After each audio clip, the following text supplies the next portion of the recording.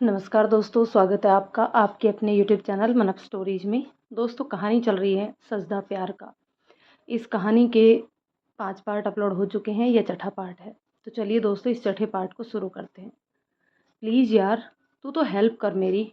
दोनों बात करते रहते हैं, इतने में होटल आ जाता है। तो दोनों जाकर वहाँ की व्यवस्था देखते हैं। शाम को सारे गेस्ट आ जाते हैं। अनुराग जया जी को भी ले आता है। होटल के उस हॉल को बड़ी ही खूबसूरती से सजाया जाता है। चारों तरफ लाल हार्ट शेप के बैलून लगे होते हैं। सामने एक प्यारा सा स्टेज का सेटअप तैयार किया जाता है।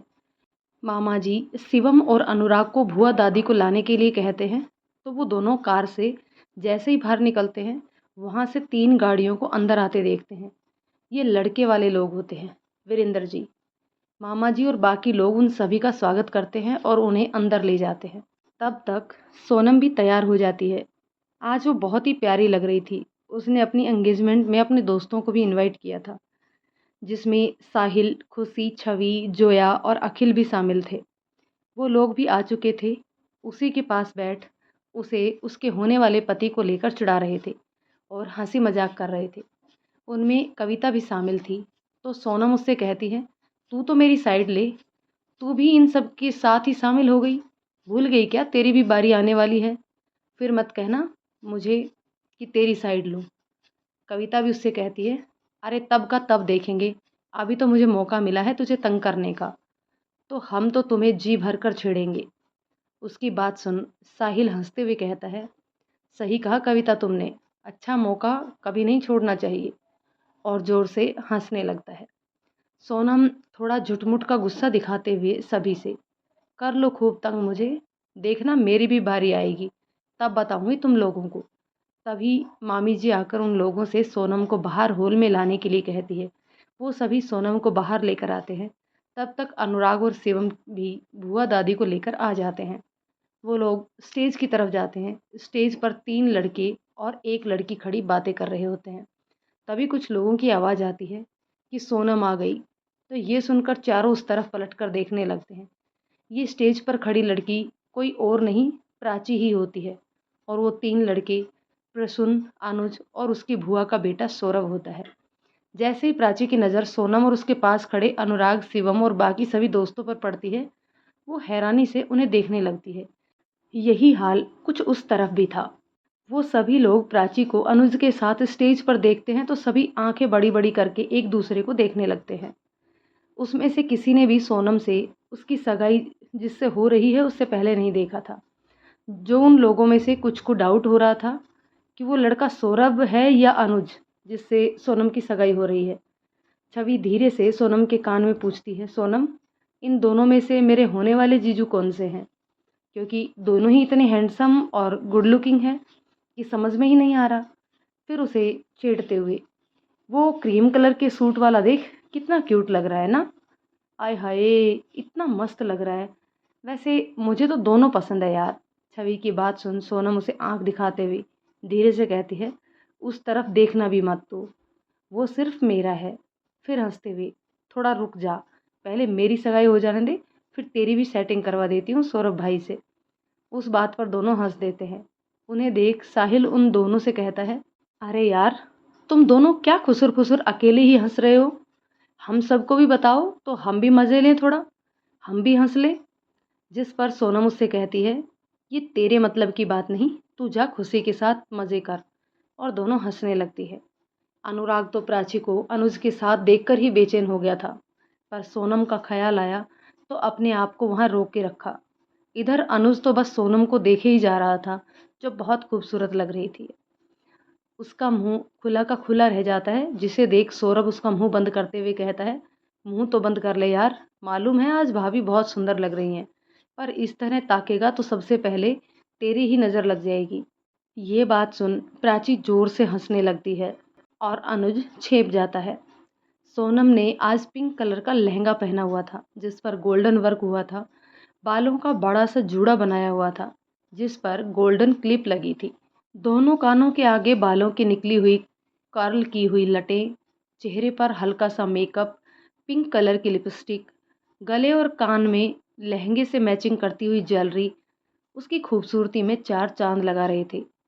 अनुज धीरे से हाथ के इशारे से उसकी तारीफ करता है कि बहुत प्यारी लग रही हो, और सोनम अनुज का इशारा समझ शर्मा जाती है और मुस्कुराते हुए अपनी नज़रें झुका लेती है। सब लोग स्टेज पर पहुंचते हैं तो साहिल जल्दी से आगे आकर प्राची से पूछता है, अरे प्राची, तुम यहाँ? तुम लड़के वालों की साइड से हो क्या? प्राची हंसते हुए, हाँ साहिल, मैं लड़के वालों की तरफ से ही हूँ। आज मेरे बेस्ट फ्रेंड की सगाई है, पर मुझे ये नहीं मालूम था कि वो लड़की सोनम ही होगी। तभी पीछे से एक रोबीली सी आवाज़ सुनाई देती है, अरे ओ छोरा छोरियो, जो अच्छे से बतिया लियो हो तो सगाई की रस्म कर ली जाए, या और भी पंचायत अभी करनी है? मुहूर्त निकल जाए है अबू तुम लोगों की पंचायत में। ये आवाज़ सोनम की भुआ दादी की थी, जिसे सुन सब सगाई की रस्म के लिए स्टेज के पास आ जाते हैं। एक फूलों से सजी प्लेट जिस पर रिंग रखी जाती है, उसे लेकर प्राची अनुज के पास आकर इशारे से सोनम को पहनाने को बोलती है। अनुज धीरे से सोनम का हाथ पकड़ उसे रिंग पहनाता है और सोनम भी उसे रिंग पहनाती है। बाकी सभी उन दोनों पर फूलों की वर्षा करते हैं और क्लैपिंग करते हैं। फिर दोनों सभी बड़ों का आशीर्वाद लेते हैं। अनुराग शिवम की तरफ हैरानी से देखता है। शिवम भी अनुराग को उतने ही हैरानी से देखता रहता है। अनुराग, तू ऐसे क्या देख रहा है? सच में मुझे भी मालूम नहीं था कि सोनम की सगाई अनुज से होने वाली है। अनुराग की समझ में कुछ नहीं आ रहा था कि ये सब हो क्या रहा है। जो उसने कल देखा था वो सच है या उसे अभी जो देख रहा है वो सच है। वो बड़े ही असमंजस वाली स्थिति में था इस समय। एक तरफ उसके मन में प्राची को लेकर खुशी भी थी, तो दूसरी तरफ कल जो देखा वो क्या था, वो इसी दुविधा में था। तभी आहूजा जी उसके पास आकर बोलते हैं, अरे अनुराग बेटा, आप यहाँ? फिर उसे कुछ सोचते हुए देखकर उससे हाथ मिलाते हुए, किस सोच में डूबे हुए हो बेटा? अनुराग जैसे अपने ख्यालों से बाहर आते हुए, अरे आप आहूजा जी, मैं तो बस अनुज और आपको यहाँ देखकर थोड़ा शॉक्ड था। मुझे मालूम नहीं था कि अनुज की सगाई सोनम से हो रही है। सोनम मेरे बेस्ट फ्रेंड शिवम के मामा की बेटी है और मेरी दोस्त भी है। वैसे अब आपकी तबीयत कैसी है? अनुज ने उस दिन मीटिंग में बताया था कि आपका स्वास्थ्य कुछ ठीक नहीं चल रहा था। आहूजा जी, अच्छा अच्छा, हाँ बेटा, वो पिछले कुछ दिनों से मेरा स्वास्थ्य ठीक नहीं है, इसलिए अनुज ही अब सारा बिजनेस संभालता है। आप बस उसी की ही गृहस्थी बसे देखना चाहता था। अनुज और सोनम दोनों एक दूसरे को पसंद करते हैं। जब ये बात पता चली तो हमने उनकी सगाई करवा दी। बच्चों की खुशी में ही अब हम बड़ों की खुशी होती है। बस मेरी तबीयत के कारण ये सगाई का कार्यक्रम कुछ लोगों के बीच ही कर पाए हैं, और इतनी जल्दी सगाई का अरेंजमेंट भी नहीं हो पाता। वो तो भला हो प्राची बेटी का, उसने अनुज के साथ मिलकर सारी अरेंजमेंट कर ली। उनकी बात सुन अब अनुराग को सारा मामला समझ में आ जाता है कि उसे प्राची और अनुज को लेकर इतनी बड़ी गलतफहमी हो गई थी। अब वो प्राची से बात करने में और देर नहीं करना चाहता, इसलिए आहूजा जी से हाथ मिलाकर प्राची को ढूंढता है। वो इधर उधर देखता है तो प्राची उसे अपनी माँ जया जी के पास खड़े देखती है, जो उसके गले लगते हुए बात करती दिखाई देती है। वो जल्दी से उसके पास जाने लगता है कि तभी शिवम से टकरा जाता है। शिवम गुलाब के फूलों का एक बुके लिए रहता है, जो उसके हाथ से गिरते गिरते बचता है। शिवम, अनुराग, तेरा ध्यान कहाँ है भाई?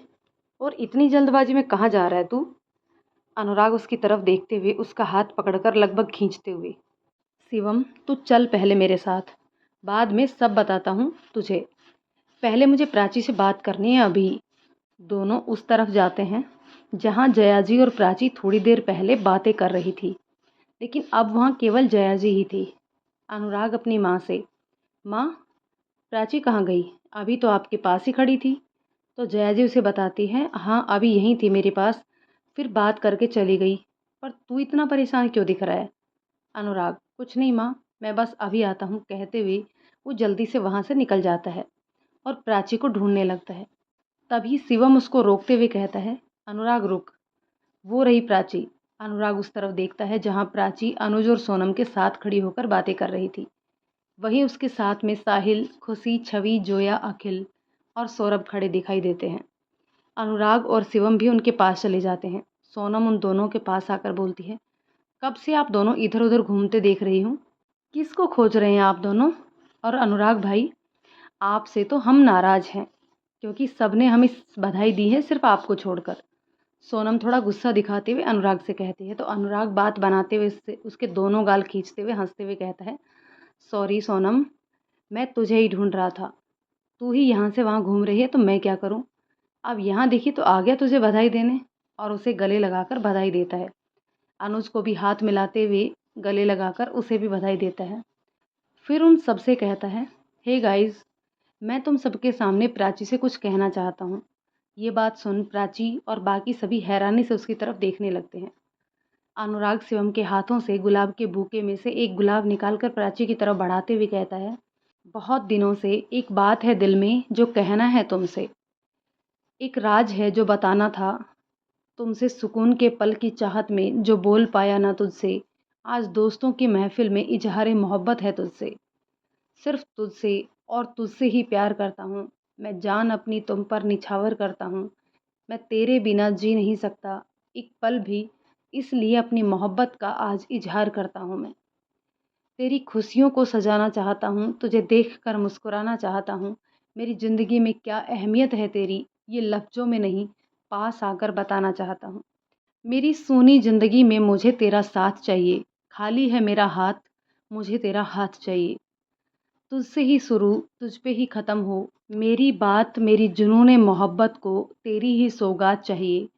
बेजान सा जी रहा था अब तक मैं, मुझे जीने के लिए तेरा प्यार चाहिए। अनुराग के इस तरह प्यार के इजहार करने से प्राची और बाकी सभी लोगों की आंखें भर आती हैं। और फिर अनुराग घुटनों के बल बैठकर अपना हाथ आगे बढ़ाकर, आई लव यू प्राची, मैं तुमसे बहुत बहुत बहुत प्यार करता हूँ। मैं अपनी पूरी ज़िंदगी तुम्हारे साथ बिताना चाहता हूँ। मेरे इस प्यार के सफ़र में तुम्हारा साथ चाहता हूँ। Will you marry me. Prachi भी आंखों में आंसू लिए अपना हाथ अनुराग को देते हुए यस बोलती है। अनुराग उठकर प्राची को गले लगा लेता है। उसकी भी आंखों में आंसू आ जाते हैं। इस समय उसे ऐसा लगता है जैसे उसे उसकी ज़िंदगी मिल गई हो। उन दोनों को देखकर बाकी सभी के चेहरों पर मुस्कुराहट आ जाती है और सभी उनके लिए तालियां बजाते हुए चिल्लाते हैं। ये अनुराग और प्राची बाकी सभी को भी गले लगा लेते हैं। शिवम तो अनुराग के लिए इतना खुश रहता है कि वो उसे गले लगाते ही उसके गाल पर किस कर देता है। अनुराग बड़ी बड़ी आंखें कर अपने गाल पर हाथ रखते हुए उसे थोड़ा दूर करते हुए कहता है, क्या कर रहा है यार तू, वो भी सबके सामने। कुछ तो इज्जत का ख्याल कर यार। उसकी बात सुन सब हंसने लगते हैं। शिवम, अबे साले, प्राची मिल गई तो दोस्त को भूल गया। तेरे लिए खुश भी नहीं हो सकता क्या। अब खुशी में तुझे किस कर दिया तो क्या हो गया, सबके सामने नहीं, ये बोल प्राची के सामने तुझे किस किया है तो दिक्कत हो रही है तुझे। भूल गया प्राची की याद में तूने जो किया था मेरे साथ वो।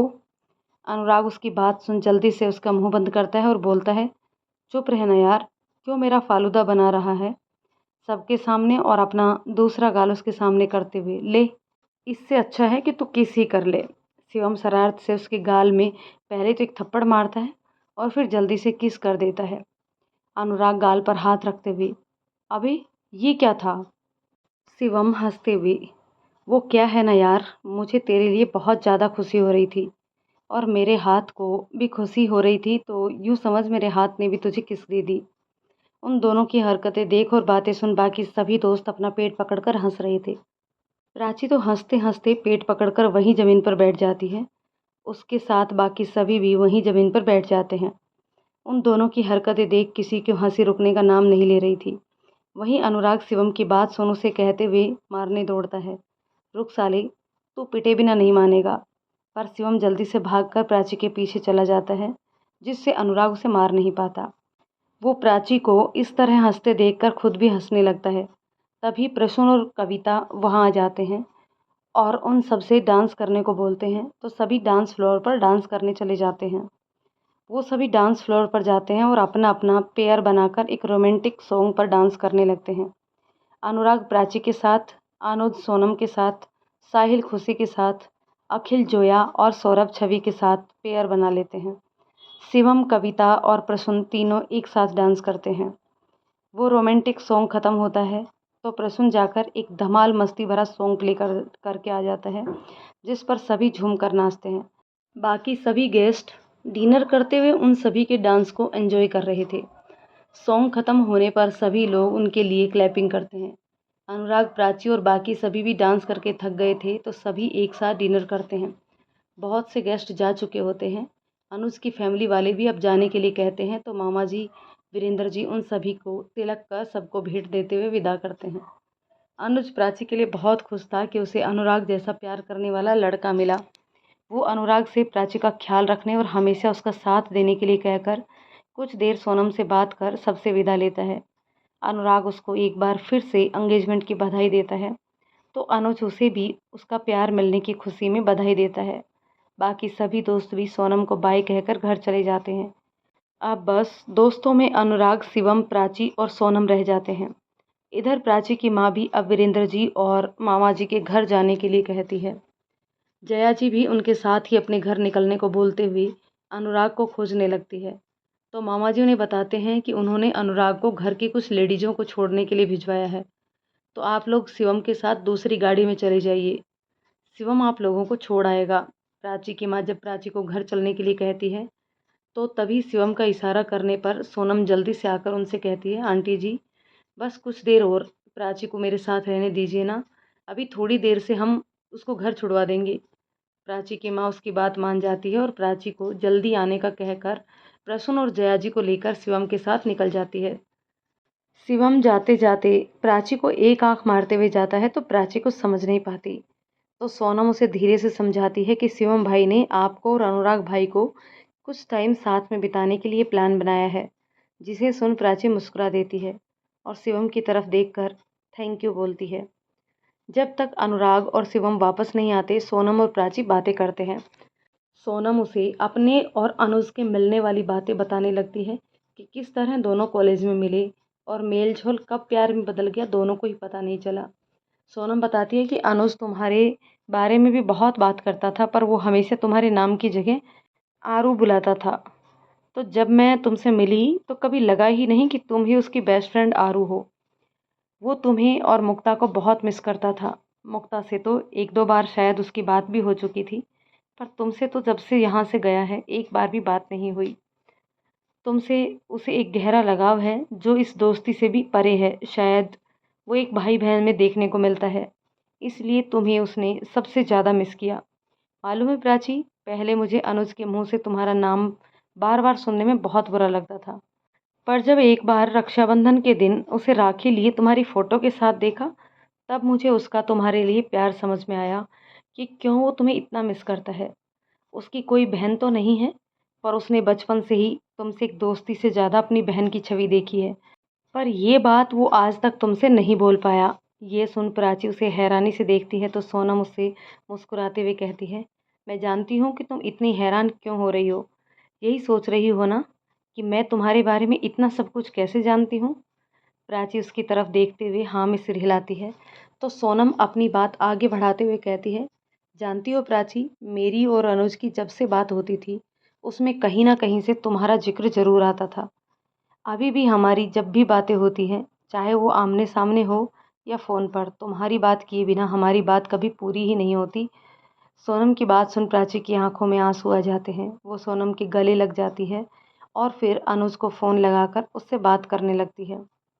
इधर शिवम कार में जया जी को सब बता देता है कि अनुराग प्राची से बात कर चुका है और प्राची भी उसे पसंद करती है। ये बात प्राची की माँ जैसे ही सुनती है तो वो हैरानी से जया जी की तरफ देखती है। जया जी उन्हें सारी बात बताते हुए कहती है, बहन जी, आपकी बेटी प्राची बहुत ही प्यारी बच्ची है, जो भी उससे मिलता है सबका दिल जीत लेती है। वो जितनी दिल से सच्ची है उतनी ही उसका व्यवहार भी सबसे अच्छा है। आपने उसे बहुत अच्छे संस्कार दिए हैं। उसने जिस तरह हमारे घर की पूजा में सब कुछ संभाला वो काबिले तारीफ़ है। मेरे घर में तो उसे उसी दिन सबने पसंद कर लिया था और मुझे तो वो जब पहली बार मिली थी तब से ही पसंद थी। बहन जी, मेरा बेटा अनुराग भी प्राची को बहुत पसंद करता है। हम तो आपसे इस बारे में बात करने आने ही वाले थे, परंतु अनुराग ने रोक दिया क्योंकि वो पहले प्राची से अपने मन की बात कहना चाहता था और प्राची की मर्जी भी जानना चाहता था कि प्राची को भी वो पसंद है या नहीं। और आज शायद उसने प्राची से बात कर ली है और प्राची भी उसको पसंद करती है। तभी आज वो दोनों जब डांस कर रहे थे तो बहुत खुश नजर आ रहे थे।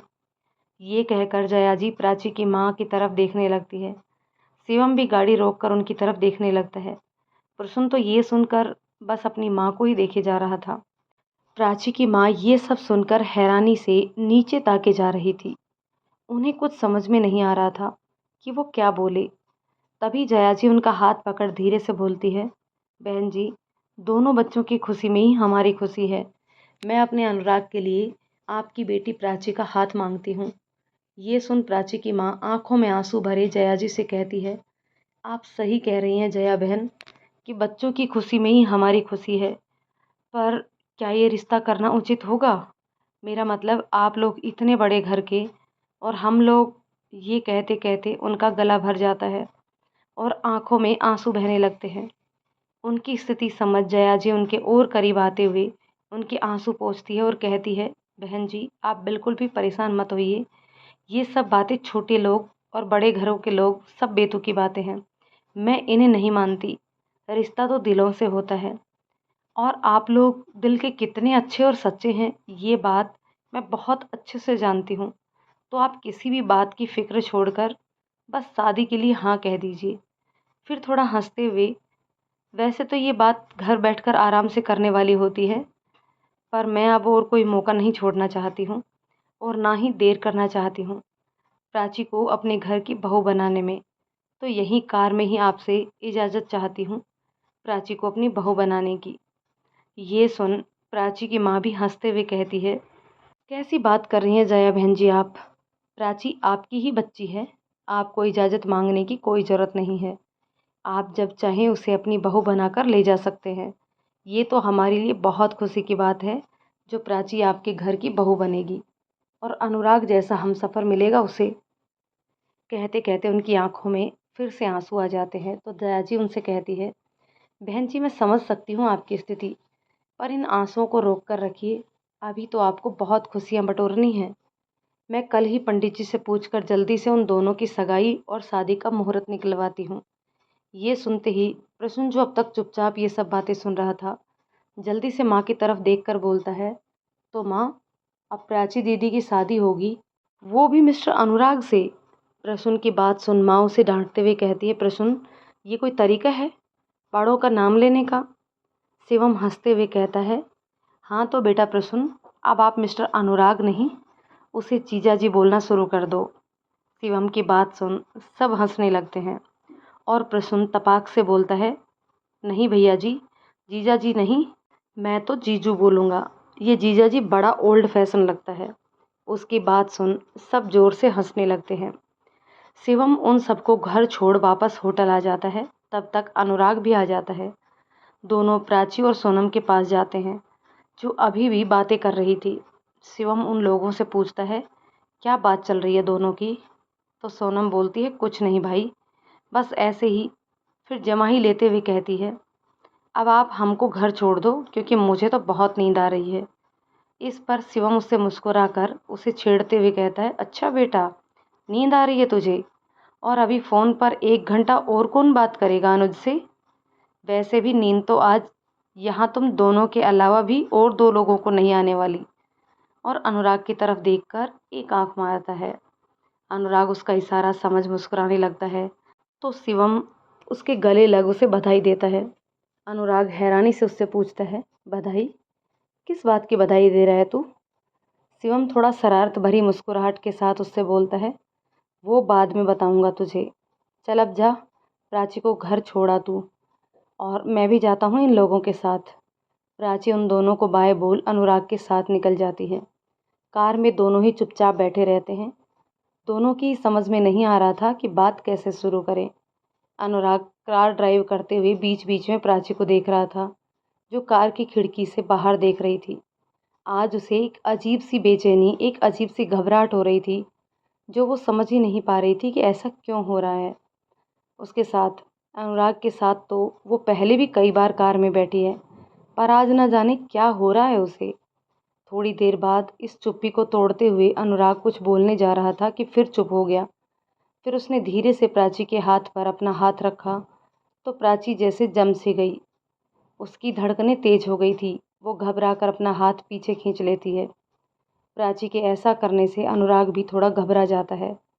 फिर हिम्मत करके उससे बोलता है, क्या हुआ प्राची, तुम ठीक तो हो ना?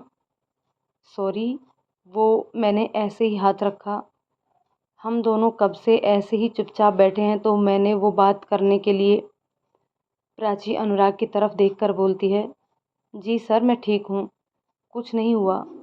वो बस आपने इस तरह अचानक मेरे हाथ पर अपना हाथ रखा तो इसके आगे वो बोल नहीं पाई।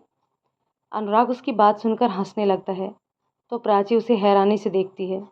अनुराग कार रोककर उसके सामने अपने दोनों हाथ जोड़कर हंसते हुए बोलता है, अब तो तुम ये सर बोलना बंद कर दो प्लीज़। प्राची को भी अनुराग की इस हरकत पर हंसी आ जाती है। अब वो खुद को थोड़ा नॉर्मल महसूस कर रही थी तो थोड़ा शरारत से बोलती है, जी नहीं, आप मेरे बॉस हैं तो मेरा फ़र्ज़ है आपको सर बोलने का। और ऐसे कहते हुए हंसने लगती है। अनुराग कुछ देर उसे ऐसे ही हंसते हुए देखता है, फिर अचानक उसका हाथ पकड़कर कहता है, प्राची मैं ऑफिस में तुम्हारा बॉस हूँ, यहाँ नहीं, तो तुम मुझे मेरे नाम से बुलाओ। और वैसे भी अब तुम मेरी ज़िंदगी की बॉस बन चुकी हो तो तुम मुझे ये सर छोड़कर कुछ भी बोल सकती हो। फिर जब प्राची को अपनी तरफ प्यार से देखते पाता है तो शरारत से मुस्कुराते हुए कहता है, अरे यार, जैसे और लोग कहते हैं ना, बाबू सोना जानू, लाइक टाइप का समथिंग समथिंग। अनुराग की बात सुन प्राची जोर से हंसती है और बोलती है, नो नो नो प्लीज़, इससे अच्छा तो मैं आपको अनुराग ही बोलूँ वही ठीक है। ये बाबू सोना जानू मुझसे नहीं बोला जाएगा। वैसे भी ऑफिस में तो मैं आपको सर ही बोलूँगी, तो प्लीज़ आप फोर्स मत कीजिएगा क्योंकि मैं नहीं चाहती कि कोई भी हमको लेकर कुछ भी बातें करे। अनुराग, तुम उसकी बिल्कुल भी चिंता मत करो, मैं किसी को बोलने का मौका नहीं दूंगा, उससे पहले ही तुम्हें अपना बना लूँगा सदा के लिए। प्राची उसकी बात सुन शर्मा कर अपनी नज़रें झुका लेती है और फिर धीरे से बोलती है, अब हमें घर चलना चाहिए। तो अनुराग उसकी तरफ मुस्कुरा कर देखते हुए कार फिर से ड्राइव करने लगता है। प्राची अपने ही ख्यालों में जैसे खो सी जाती है। अनुराग ने अभी अभी जो कहा वो बातें उसके दिमाग में घूम रही थी, जिसे सोच उसके होंठ बार बार मुस्कुरा उठते हैं कि तभी अचानक कार के ब्रेक लगने से वो अपने ख्यालों से बाहर आती है। उसे लगता है कि शायद उसका घर आ गया है। वो बाहर देखती है तो चौंक जाती है और पलटकर अनुराग की तरफ देखती है कि उसने गाड़ी यूं बीच रोड पर क्यों रोक दी। अभी तो यहाँ से घर थोड़ी दूरी पर है। अनुराग उसकी मनसा समझ उससे कहता है कि मैं कुछ पल और तुम्हारे साथ बिताना चाहता हूँ, तो क्या हम यहाँ से तुम्हारे घर पैदल चलें। प्राची भी अपनी पलकें झपकाकर अपनी सहमति जताती है। दोनों पैदल चलने लगते हैं। प्राची और अनुराग दोनों कार से उतरकर पैदल साथ साथ चलने लगते हैं। वो दोनों कुछ कदम आगे चले ही थे कि वहाँ से एक तेज़ रफ्तार बाइक जिस पर 3 लोग सवार थे, अनुराग को जोरदार टक्कर मारते हुए निकलती है, जिससे अनुराग लड़खड़ाकर थोड़ा आगे गिर जाता है। वो बाइक भी बैलेंस बिगड़ने के कारण आगे थोड़ी दूर पर जाकर घिसटते हुए गिर जाती है और वो तीनों लड़के भी गिर जाते हैं, जिसमें से एक जो बाइक चला रहा था उसे बहुत लग गई थी, जिससे वो उठ नहीं पा रहा था, और पीछे बैठे दोनों लड़कों को भी थोड़ा बहुत लगी थी। वो दोनों उसे उठाने की कोशिश करते हैं पर खुद ही लड़खड़ा कर गिर जाते हैं। शायद तीनों ने शराब पी रखी थी। फिर बड़ी मुश्किल से वो दोनों खुद को संभालते हुए जल्दी से पहले वाले लड़के को उठाते हैं और बाइक स्टार्ट कर उसे बीच में बैठाकर चले जाते हैं। यहाँ प्राची अनुराग को गिरते देख जल्दी से घबरा कर उसके पास जाती है और उसे अपना हाथ का सहारा देकर उठाती है। अनुराग जब उसे इस तरह घबराया हुआ देखता है तो उससे कहता है, प्राची मैं ठीक हूँ, तुम परेशान मत हो। पर प्राची का मन नहीं मानता तो अनुराग को चारों तरफ घुमा कर देखती है कि कहीं उसे चोट तो नहीं लगी। पर उसकी निगाह जब उसकी हथेली और बाह की कोहनी की तरफ जाती है तो उसकी आंखों में आंसू आ जाते हैं, क्योंकि ज़मीन पर गिरने से अनुराग की हथेली में खरोंच आ गई थी और कोहनी के पास की शर्ट भी थोड़ा फट गई थी, जहाँ चोट लगने से थोड़ा खून बह रहा था। प्राची की आंखों में आंसू देख अनुराग उसके चेहरा हाथ में लेकर कहता है, प्राची मैं ठीक हूँ, सच में मुझे कुछ नहीं हुआ है। प्राची थोड़ा गुस्सा दिखाते हुए उसकी हथेली आगे करते हुए, अच्छा तो ये क्या है फिर, कोहनी की तरफ इशारा करते हुए, और ये देखिए यहाँ कितना खून बह रहा है। आपको तो कुछ एहसास ही नहीं होता। एक तो कितनी चोट लग गई है, ऊपर से बोल रहे हैं मैं ठीक हूँ, कुछ नहीं हुआ। अरे ऐसे कैसे कुछ नहीं हुआ, कितनी चोट लगी है देखिए। प्राची बड़बड़ाती जा रही थी और अपने बैग से रुमाल निकालकर उसकी कोहनी के पास जहाँ से खून निकल रहा था वहाँ बांधती भी जा रही थी। अनुराग प्राची को बस प्यार से देखे ही जा रहा था और सोच रहा था कि ये भी मुझसे कितना प्यार करती है, कितनी फ़िक्र है इसे मेरी। ज़रा सी चोट क्या लगी, इसकी आंखों में आंसू ही आ गए। ऊपर से इसका ये प्यार भरा गुस्सा, गुस्से में भी कितनी प्यारी लग रही है ये। जी करता है इसे ज़िंदगी भर ऐसे ही देखता रहूं। ये सोचते सोचते अनुराग मुस्कुराए जा रहा था और उसकी निगाहें बस प्राची पर टिकी थी।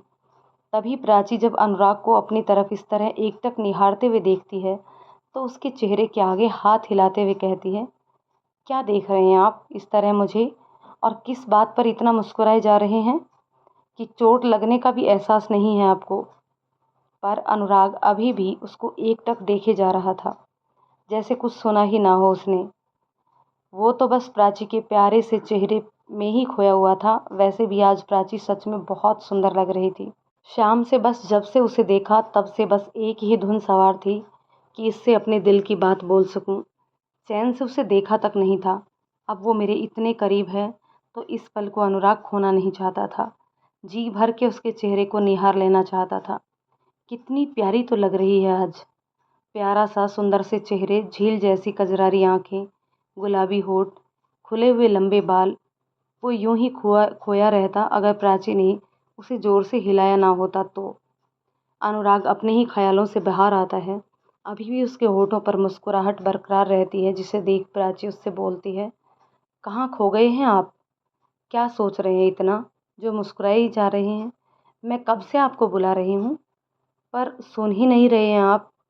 आखिर ऐसी क्या बात है जो इतनी बड़ी मुस्कान आपके चेहरे पर आ रही है? जरा हमें भी तो बताइए अनुराग। अनुराग उसकी बात सुन दिल पर हाथ रखकर कहता है, हाय प्राची, फिर से बोलो जो अभी बोला तुमने। प्राची उसकी तरफ आश्चर्य से देखते हुए, फिर से बोलूं मैं? क्या हुआ आपको? अनुराग, अरे जो अभी बोला तुमने मुझे वो फिर से बोलो। प्राची, क्या हो गया है आपको? ये बोली थी मैं। अनुराग, ये नहीं, इसके बाद जो बोला था तुमने। प्राची कुछ सोचते हुए, इसके बाद ही यही तो बोला था। कि क्या सोच रहे हैं आप जो इतना मुस्कुरा रहे हैं? हमें भी बताइए तो जरा। हाँ यही तो बोली थी मैं, पर हुआ क्या? अनुराग फिर से, अरे नहीं बाबा, ये नहीं, जो सबसे लास्ट में बोली थी तुम वो बोलो। अब तक प्राची अनुराग की बात से परेशान होने लगी तो झल्लाते हुए कहती है, ओफो अनुराग, आप भी ना। मुझे नहीं है याद क्या बोला था मैंने। अगर आपको याद है तो आप ही बता दो ना। अनुराग उसके मुंह से अपना नाम सुन खुश होते हुए कहता है, बस यही तो तुमने बोला था अभी। अनुराग मेरा नाम, तुम्हारे मुंह से ये बड़ा ही अच्छा लगा मुझे। तो तुम अब मुझे अनुराग ही बुलाओगी? अच्छा एक बार और लो ना मेरा नाम। उसकी बात सुन प्राची भी मुस्कुराने लगती और हंसते हुए कहती है, क्या आप बिना, क्या सोचता है आपको? अब चलिए, हम घर के पास ही आ गए हैं तो घर चलकर मैं चोट पर दवाई लगा देती हूँ। अनुराग भी हंसते हुए, अरे कुछ भी नहीं, सही तो बोला। सच में तुम्हारे मुंह से अपना नाम बहुत अच्छा लगा, नहीं तो सर सर कहकर मेरे ही सर में दर्द कर दिया करती थी तुम।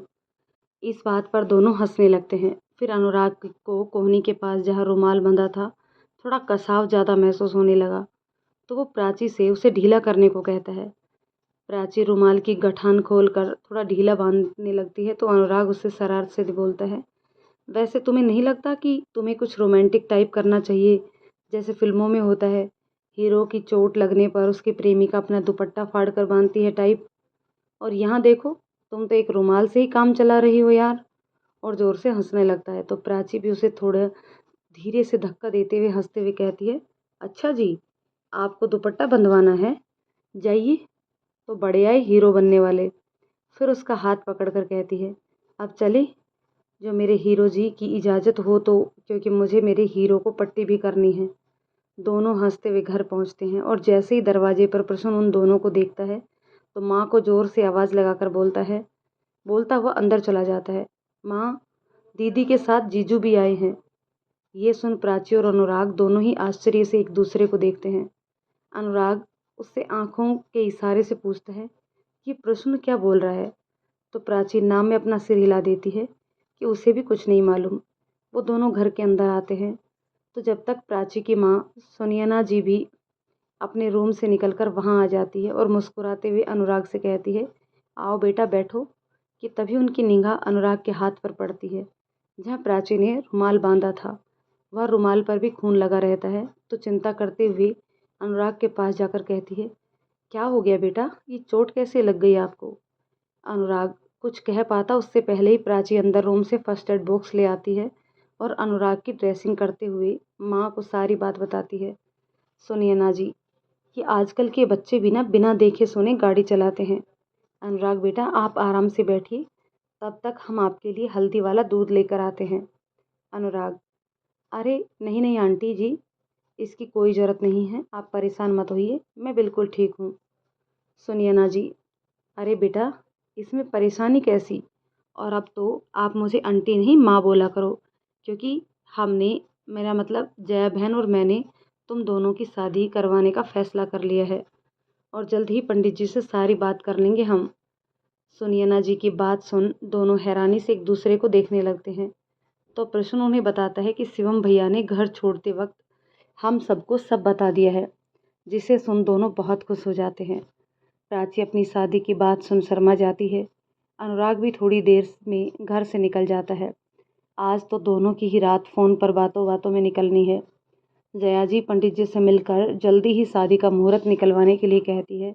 तो पंडित जी 1 हफ्ते बाद सगाई और उसके 20 दिन बाद शादी का मुहूर्त निकाल कर बताते हैं, जिससे सभी लोग बहुत खुश हो जाते हैं।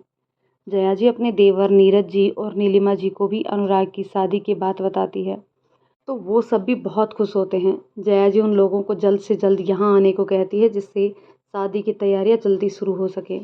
दोनों तरफ शादी की तैयारियां ज़ोर शोर से होने लगती हैं। अनुराग और प्राची अपनी अपनी शादी की बात अपने अपने दोस्तों को बताते हैं, जिसे सुन सभी लोग बहुत खुश होते हैं। जिसमें सबसे ज़्यादा खुश अनुज होता है। वो उससे मिलने जब घर आता है तो सोनम भी उसके साथ होती है। वो दोनों ढेर सारी मिठाइयाँ और बहुत सारी शॉपिंग करके आते हैं और प्राची के गले लगकर बधाई देते हैं। प्राची उन दोनों को यूं अचानक आया देखकर बहुत खुश होती है। फिर इतनी सारी मिठाई और शॉपिंग के पैकेट्स देखकर कहती है, अरे वाह, इतनी सारी मिठाई, और तुम लोगों ने तो अपनी शादी की शॉपिंग भी शुरू कर दी यार। आज तो लगता है सारा मार्केट ही उठा लाए हो। उसकी बात सुन सोनम हंसते हुए मिठाई का एक पीस उसके मुंह में ठूंसते हुए कहती है, जी मैडम जी, ये सारी मिठाई आपके लिए ही है और ये सारी शॉपिंग भी हमने अपनी शादी के लिए नहीं, तुम्हारे लिए की है। जिसे सुन प्राची और सुनीना जी उन दोनों की तरफ हैरानी से देखने लगते हैं। प्राची कुछ कहने को होती है, उससे पहले ही अनुज मीठे का एक पीस सुनीना जी को खिलाते हुए कहता है, क्यों आंटी जी, क्या मैं आपके बेटे जैसा नहीं हूँ? आप अब किसी भी बात की चिंता मत करिएगा। प्राची की शादी की सारी जिम्मेदारी अब उसके बेस्ट फ्रेंड और उसके बड़े भाई की है, तो आप बिल्कुल निश्चिंत रहिए। बस क्या काम कैसे करना है ये बताइए, बताते जाइएगा। अनुज की बात सुन सुनीना जी और प्राची दोनों की आंखों में आंसू आ जाते हैं। प्राची अनुज के गले लग जाती है तो सोनम उनसे मैं भी हूँ यार कहते हुए वो भी गले लग जाती है। सुनैना जी तीनों बच्चों को बलैया लेते हुए खूब सारे आशीर्वाद देती है और कहती है, हमेशा ऐसे ही साथ रहना मेरे बच्चों। तभी प्रसून वहाँ आकर बोलता है, अरे भाई, अगर आप लोगों का ये भरत मिलाप हो गया हो तो कोई मुझे भी मिठाई खिलाएगा। उसकी बात सुन सब हंसने लगते हैं और प्राची उसे उसका फेवरेट मीठा खिलाती है। मीठा खाकर प्रसून बाहर अपने दोस्तों से मिलने चला जाता है। अनुज, प्राची और सोनम बैठकर बातें करने लगते हैं। सुनैना जी भी अपने काम में लगी जाती है। प्राची को मीठा बहुत पसंद रहता है तो वो बात करते करते 3-4 पीस मीठा खा चुकी होती है, जिसे देख अनुज उससे कहता है, बस कर मेरी माँ, इतना खाएगी तो फूल कर कुप्पा हो जाएगी तू। फिर शादी के वक्त अनुराग तुझे देखते ही भाग जाएगा कि पसंद तो मैंने दीपिका पादुकोण को किया था, ये गुड्डी मारुति कहाँ से आ गई। उसकी बात सुन सोनम जोर से हंसने लगती है और प्राची उसे मारने के लिए दौड़ती है, पर अनुज भागकर सुनैना जी के पास आ जाता है, जो उसे प्राची की पिटाई से बचा लेती है। यूं ही हंसते खेलते दिन निकल जाता है। यहाँ जया जी प्राची को ऑफिस जाने के लिए मना कर देती है, क्योंकि वो नहीं चाहती कि उनकी बहू इस समय कोई भी काम का प्रेशर ले। इस समय वो सिर्फ अपने ऊपर ध्यान दे, खूब सजे संवरे और खुश रहे। प्राची और अनुराग भी उसकी बात का मान रखते हैं। हालांकि अनुराग थोड़ा दुखी हो जाता है कि अब प्राची को रोज़ ऑफिस में नहीं देख पाऊंगा। तो प्राची उसे समझाती है कि अब बस कुछ ही दिनों की तो बात है, फिर मैं शादी करके आपके पास ही तो आ जाऊंगी। लेकिन अनुराग उससे एक प्रॉमिस लेता है कि चाहे कुछ भी हो पर दोनों हर दिन एक बार ज़रूर मिलेंगे, क्योंकि अब वो उसे देखे बिना एक दिन भी नहीं रह सकता। हाल तो कुछ ऐसा ही प्राची का भी था, इसलिए दोनों ही एक दूसरे को प्रॉमिस करते हैं कि रोज़ दिन में एक बार ज़रूर मिलेंगे। दोनों रोज़ मिलते, घंटों फ़ोन पर बातें करना, कब दिन गुजर जाता रात हो जाती दोनों को पता ही नहीं चलता। एक हफ्ता इसी तरह निकल जाता है। अनुराग के चाचा चाची और उनके बच्चे भी विदेश से आ जाते हैं और सगाई का दिन भी आ जाता है। तो दोस्तों कहानी के इस पार्ट को यहीं रोकते हैं, मिलते हैं नए पार्ट में सगाई के साथ। तब तक ये कहानी आपको कैसी लग रही है कमेंट करके ज़रूर बताइएगा। कहानी पसंद आए तो इसे लाइक शेयर कर दीजिए। चैनल पर नए हैं तो चैनल को सब्सक्राइब ज़रूर कर लीजिए। तो चलिए दोस्तों मिलते हैं कहानी के नेक्स्ट पार्ट में, तब तक के लिए शुक्रिया।